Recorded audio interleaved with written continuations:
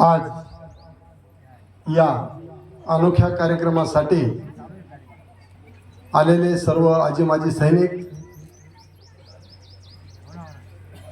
सर्व तोला मोलाची मंडळी, माता भगिनी यांच्या चरणी सर्वप्रथम नतमस्तक होतो. आमच्या गावचं आराध्य दैवत सद्गुरू शंकर बाबा यांच्या पावन स्पर्शाने पुनीत झालेल्या भूमीमध्ये आपण सर्वजण आलात, आपले पाय लागले, त्याबद्दलही आपल्या सर्वांचं या ठिकाणी हार्दिक स्वागत. मित्र, मी कुठलाही कार्यक्रम, कितीही मोठे कार्यक्रम केलेले आहेत. आपल्या गावामध्ये मी काही, माझी पत्नी सरपंच झाल्यानंतर काही नेते मंडळीला भेटलो. कोणी 2 लाख देतो म्हणजे, कोणी 1 लाख देतो म्हणजे. मला माहित होतं एवढ्या पैशात आपल्या गावचा विकास होणार नाही, आणि म्हणून मी हेरलं की आपल्या परिसरामध्ये जाफराबादला यात्रा भरते, वरुडीला यात्रा भरते, हिवरा आश्रमला यात्रा भरते, आणि म्हणून आपल्या गावातही यात्रा भरली पाहिजे. म्हणजे आपल्या गावचं नावही होईल, आपल्या गडाचा विकासही होईल, आणि आपल्यालाही कुठंतरी गावासाठी केल्याचं समाधान होईल. आणि म्हणून 2010ला यात्रा महोत्सव सुरू केला. या संस्थानला क वर्ग दर्जा मिळवला, या संस्थानला नंतर ब वर्ग दर्जा मिळवला. 3 कोटी रुपये निधी आणला, आणि त्या 3 कोटीमध्ये आजपर्यंत आपण या गडाला इथपर्यंत प्रगतीपथावर आणलेला आहे.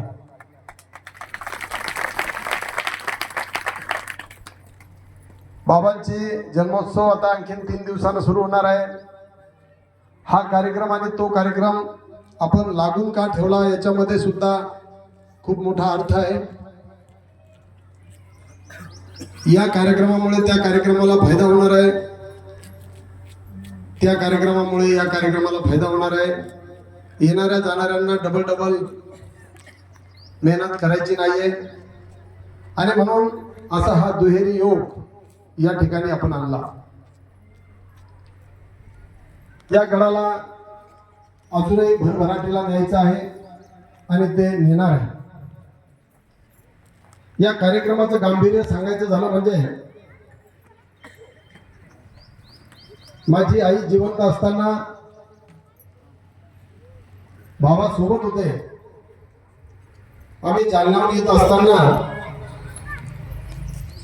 म्हणलं, आई तुझा आणि बाबांचा 50वा वाढदिवस केल्याशिवाय तू मरायचं नाही. आणि त्याच्यानंतर 3 दिवसांनाच आईने आम्हाला सोडलं. तेव्हापासून ठरवलं होतं की मी बाबाची 75 करीन, आणि बाबांनी आम्हाला 75 आमच्या नशिबात ठेवावी, आणि तो दिवस आज या ठिकाणी उजाडलेला आहे. माझ्या वडिलांचा सन्मान करायला तो सहज होईल, कोणीही करतं. प्रत्येक जण आपल्या आपल्या वडिलांची किंमत करतं. मी असं म्हणत नाही की मीच माझ्या वडिलांची किंमत करतो. प्रत्येक जण आपल्या आपल्या वडिलांची किंमत करतो. कोणी बोलून करतो, कोणी करून करतो, कोणी अंतःकरणातून करतो. किंमत प्रत्येकाची आहे. पण आज काळाची गरज झालेली आहे. आजच्या काळामध्ये एका फौजी काकांनी बोलता बोलता सांगितलं, जुन्या काळामध्ये आपण पाहत होतो की माणसं बायकाला मारून टाकतात, पण आता काही ठिकाणी बाया सुद्धा माणसांना मारायला लागल्या. म्हणजे कुठंतरी संस्कार कमी पडायला लागले. कित्येक ठिकाणी मुलं सुद्धा बापावर हात घालायला लागले. बाप मुलाला मारत होतं हे माहित होतं, पण हे असे सगळे प्रकार का होऊन राहिले, तर कुठंतरी आपलं सर्वांचं कॉम्बिनेशन कमी झालं. आज आता हा सगळा जो स्टेज आहे, हा माझ्यासाठी एखाद्या मुख्यमंत्र्यापेक्षा, एखाद्या पंतप्रधानापेक्षाही हा स्टेज वजनदार आहे. हा स्टेज काही साधा स्टेज नाही. प्रत्येकाच्या पाठीशी अनुभव आहे, प्रत्येकाने देशासाठी काहीतरी केलेलं आहे आणि प्रत्येकाचं कर्तव्य आहे. आणि म्हणूनच ते सर्वजण आज या कार्यक्रमासाठी पात्र आहेत. म्हटलं बा आपण आपल्या वडिलांचा सन्मान तर करूच, पण त्यानिमित्तानं जर सर्व माजी सैनिक एकत्र आले, त्यांचं जर एक आठवण म्हणून फोटो निघाला, कॅसेट निघली, सर्वांच्या भेटीगाठी झाल्या तर खूप बरं वाटेल. मित्र, एक सांगायसारखा विषय आहे. हे तर माजी सैनिक आहेत, आमचे कित्येक शिक्षक, माझा वर्गमित्र इथं विजू खारडे हजर आहे. आमचा एक ग्रुप आहे, त्या ग्रुपवर नेहमी टाकतात की आपलं एखादं ठेवा. बरोबर आहे विजू? आपलं एखादं ठेवा, कोणीच ठेवत नाही, ठेवत नाही कोणी. म्हणण्याचा उद्देश हाच की आपल्या सगळ्यांचा एक मेळावा ठेवा. 25 वर्ष झाले, 30 वर्ष झाले भेटी नाही, काही कोणी काही करत नाही, काही कोणी घर सोडून काही कुठं कोणी हिंडायच्या तयारीत नाही. पण आपण सर्वजण, ही मंडळी आणि आपण सर्वजण या ठिकाणी इतके नशिबान आहोत की आपण जीवनात संसारही करतो, परमार्थही करतो, आनंदही घेतो आणि आनंदही देतो. त्याच्यामुळे आपल्या सर्वांनाही या ठिकाणी खूप मोठं धन्यवाद आहे. या ठिकाणी आमचे मामा खाली बसलेले आहेत, रंगनाथ मामा डोळफोडे. मला आता इथून दिसलं. मामांनी कृपया थोडं समोर यावं. बर, तर अशा प्रकारचा हा कार्यक्रम, या कार्यक्रमाचा उद्देश हा आहे की ज्येष्ठांचा सन्मान झाला पाहिजे. आजकाल मी सर्वात जास्त मुलींना, महिला मंडळींना या ठिकाणी विनंती करेन, प्रत्येक पुरुषाची आपल्या आईवडिलांमध्ये जीव असतो, प्रत्येकाला आपल्या आईवडिलाला जीव लावा वाटतो. पण हळूहळू मजबुऱ्या तयार होत जातात, हळूहळू ओढाताण सुरू होऊन जाते आणि हळूहळू आत्मे मरून जातात. आणि डोळ्या देखत आईवडिलाचे हाल होत असताना सुद्धा मुलं पाहतात. हे सगळं व्हायला नको आहे. हेच माझा आजच्या कार्यक्रमामधून सांगण्याचा उद्देश आहे. आम्ही आज तिघं भाऊ असेल, तिघही भाऊ आजही आमच्या भाई आम्ही 4थ्या-5व्या वर्गातलेच आहोत असे राहतो. आमच्या बायका, मी अभिमानानं सांगेल की आमचं कधी कानात बोलण्याचं त्यांनी आतापर्यंत डेअरिंग केलं नाही आणि करणारही नाही, कारण कान थोडे पक्के आणि म्हणूनच हे दिवस तयार झाले. आजही आमच्या वडिलांचा जर आदर सांगितला तर या गावात 100 कुटुंब असे फौजी मंडळी की आमच्या वडिलांचा आदर्श, आमच्या कुटुंबाचा आदर्श घेतात. आमच्या वडिलांना आजही सर्व काही जागेवर भेटतंय आणि हे सगळं तुम्ही सर्व करू शकता. मला एक थोडंफार एक उदाहरण सांगतो. आता 8-10 दिवसापूर्वीची गोष्ट. सिंदखेड राजाला एक कुटुंब होतं, लहान पोरग होतं 2-3 वर्षाचं. तो बाप त्या पोराला काहीतरी खाऊ घालत होता आणि पोरग फेकून देत होता आणि ते फेकलेलं हे गद खात होता. कोण? मुलाचा बाप. ते फेकत होता आणि खात होता. वस्तू भारीतली होती पण त्याला त्याची काही किंमत नव्हती. मला सांगा बरं, जर हेच काम त्यानं वडिलांसाठी केलं असतं तर त्या वडिलाच्या डोळ्यातून पाणी आलं नसतं का? वास्तविक पाहता ते उद्या तुमचं काय करणार तुम्हाला आज काहीच माहित नाही. ते वाईट निघतं, गुंडा निघतं, कसं निघतं काहीच माहित नसतं. त्याच्यासाठी तुमचं केक चालतो, वाढदिवस चालतो, मोठमोठाले जंक्शन चालतात. पण ज्यांनी आपल्यासाठी कष्ट केले, सर्व काही वाहून घेतलं, त्यांच्यासाठी आपल्याला वेळ नसतो. आणि म्हणून आजच्या कार्यक्रमातून मला आपल्या सर्वांना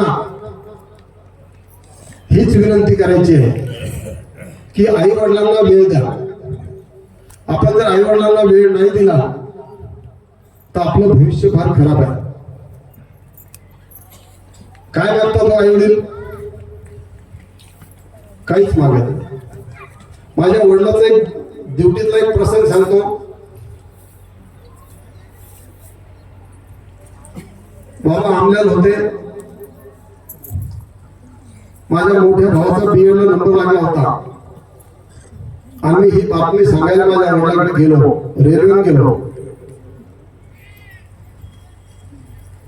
या सुनेदाला समजले.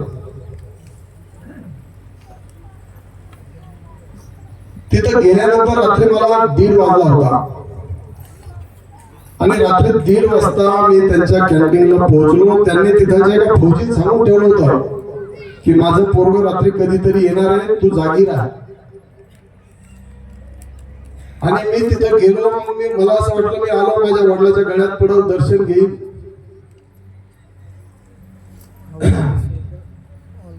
तर तो फौजी म्हणाला तुझ्या वडील ड्युटीवर आहेत आणि तू असं असं तसं तसं विचारलं. मला जेवायची चौकशी केली, जेवण सुद्धा दिलं तितक्या रात्री. आणि त्यांचं म्हणणं झालं की तुझे वडील ड्युटीवर आहेत. ड्युटीवर कुठं? तर मग म्हटलं मग कुठे आहे ड्युटीवर? नाही ते सकाळी तुला भेटतील.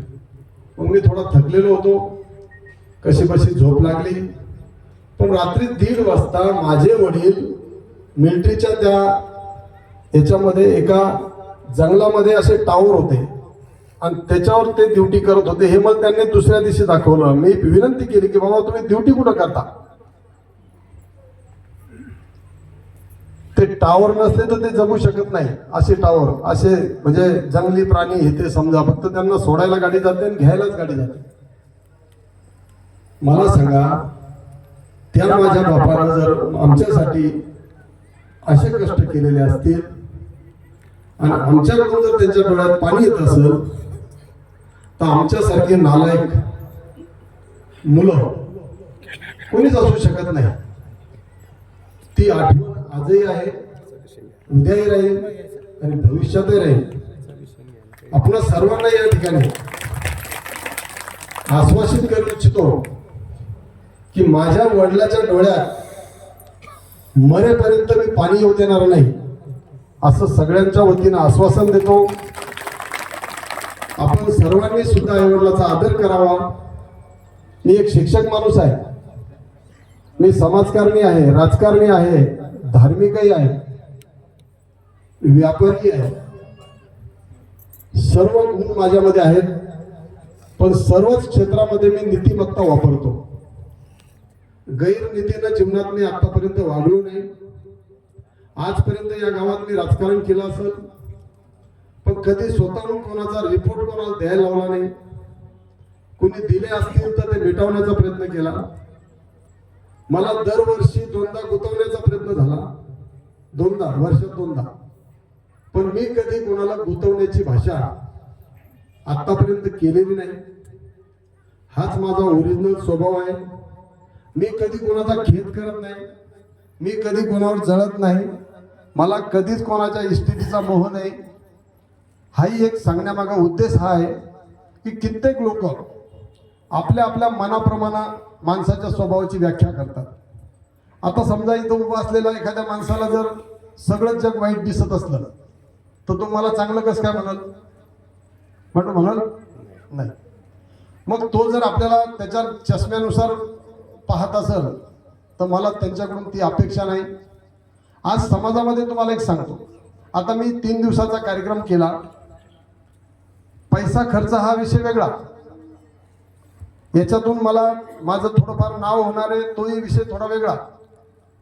पण याच्यातून समाजाला एक मेसेज जाणार आहे की आपण काय घेतलं पाहिजे, आणि तो मेसेज माझ्यासाठी महत्वाचा आहे. आणि याच्यावरही सुद्धा मी 14 वर्ष झाले या गडावर जितक्या वेळेस भाषण केलं, ते भाषण जर माझं 17 मिनिटाचं असेल तर 17.25 मिनिटं कोणी पाहत नाही. पण त्याच्यातलं जर समजा एखादं 15 सेकंद थोडंफार हुकलं तर त्याच्यावर गावात चर्चा चालते. चर्चा करणारी मंडळी फार कमी आहे, फार कमी. पाटील फार कमी, पण ती चर्चा करते. असं नव्हतं बोलायला पाहिजे, तसं नव्हतं बोलायला पाहिजे, हे नव्हतं व्हायला पाहिजे. पण मला सांगा, आता जर बोललंच नाही तर कामं कशी होतील? आणि म्हणून मी आधी घोषणा करतो, नंतर ती अंमलात आणतो. घोषणा नाही केली तर माणूस विसरून जातो. मी मागच्या काल्याच्या कीर्तनाला घोषणा केली होती की मला माझ्या वडिलाचा अमृत महोत्सव मोठा थाटामाटात करायचा आहे. मी जर ती घोषणाच केली नसती तर मी कार्यक्रम करू शकलो नसतो. आणि म्हणून जीवनात प्रत्येक माणसाला घोषणा करायला शिका. तुम्ही जे पोटातल्या पोटात ठेवता ना, त्याच्यामुळे ते हळूहळू विसरून जातं. काही गोष्ट असली करा वाटली जाहीर करा. जाहीर केली की त्या धाकान माणूस करतो. आणि म्हणून प्रत्येकानं आईवडिलाला जपा, आईवडिलाची किंमत करा, आईवडिलाचा आदर करा आणि आपल्या गावातल्या प्रत्येक सैनिकाचा आदर करा. सैनिकांनी सुद्धा आजकाल काही नवीन सैनिक, मी माफी मागतो तुमची सर्वांची, काही नवीन सैनिक गावात येऊन मुलांना त्यांच्या जवळचा ब्रँड सुरू करून देतात. तोही करू नका, त्यांनी करू नये. हे गाव बिघडू नये. आणि असं प्रमाण फार मोठं नाही, 99.99% चांगलं आहे, त्याच्यात थोडा 0.1% खराबचं प्रमाण आहे. आणि ते प्रत्येक क्षेत्रात आहे, त्या क्षेत्रात असतंच ते. अशा प्रकारची आपल्या सर्वांना या ठिकाणी विनंती करतो. स्टेजवरील सर्व मंडळी फार लांब लांबून आलेली आहे. सर्वांनी वेळात वेळ काढून या कार्यक्रमाला आले. सर्वांचं या ठिकाणी मी पुन्हा एकदा नतमस्तक होऊन स्वागत करतो. एक विषय बोलता बोलता राहिला. मागे मधल्या काळामध्ये काही लोकांना असं वाटलं की शंकर उगलमुगले सरांनी मंदिराच्या कामातून डोकं काढलं. कुठेही काढलेलं नाही. जो माणूस एवढा मोठा गड उभा करू शकतो तो मंदिराला गैरहजर राहील असं होईल असं वाटतं तुम्हाला? टाळ्या वाजवा ना बाबा. मंदिराच्या कामाला गैरहजर राहील असं वाटतं का? नाही. आणि म्हणून मंदिराचं सुद्धा काम आपण आता या 8-15 दिवसामध्ये सुरू करणार आहोत. काल परवाच आपल्या आमदाराशी बोलणं झालं. 3.25 कोटीचा प्रस्ताव आपला गेलेला आहे. 50 लाख आपण वर्गणी करणार आहोत आणि 25 लाख आमदार देणार आहेत. अशा प्रकारचं 4 कोटीचं काम हे एकदाच सुरू होणार आहे.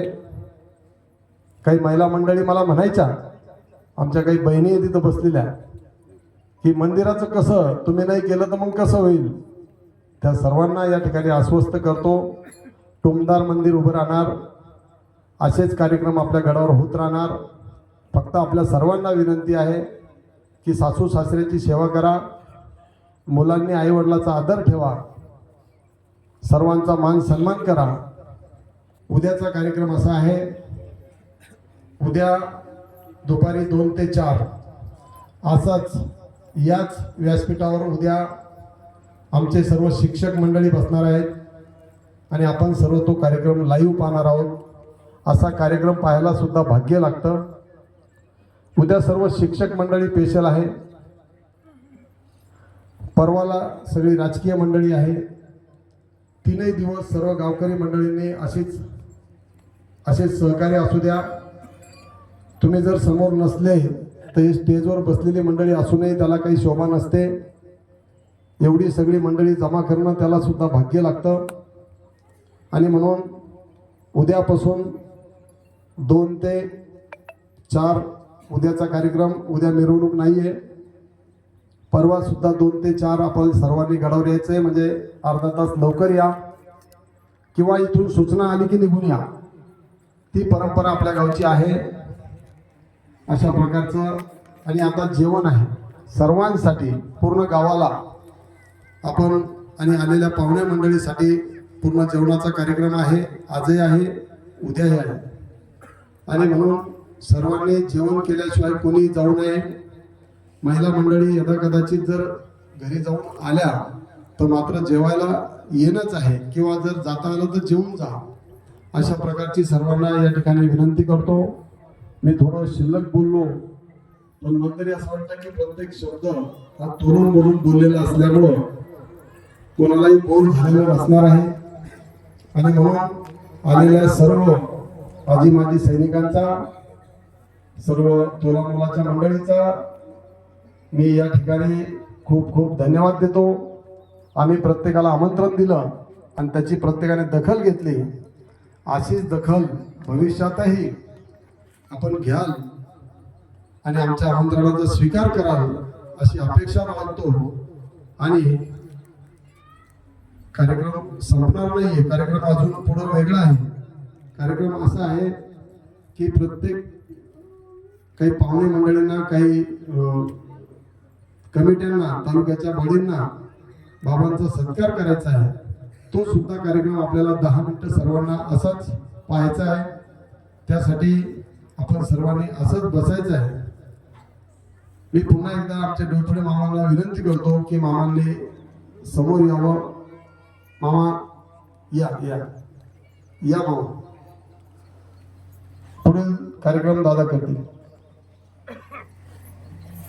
गीत आमच्या या गडावरील विद्यार्थी सादर करेल आणि त्यानंतरच आपला कार्यक्रम या ठिकाणी संपेल. तुम्ही राष्ट्रगीत सुद्धा आपण घेणार आहोत. तुम्ही स्टेजवरील मान्यवरांना विनंती करतो की त्यांनी आपण आता गडावरसाठी खाली जावं आणि एका एका समितीनं, की पहिली समिती बुलढाणा समिती, त्या बुलढाणा समितीला मी विनंती करतो की त्यांनी काकांचा सत्कार या ठिकाणी तरी चालतं. तरी तसं नाही जमणार नाही, जमणार नाही. काय हरकत नाही. या खाली थोडंसं फ्रेश होत आहे, हातपाय बी मोकळे होतात. फक्त खाली बसलेली मंडळी उठू नका.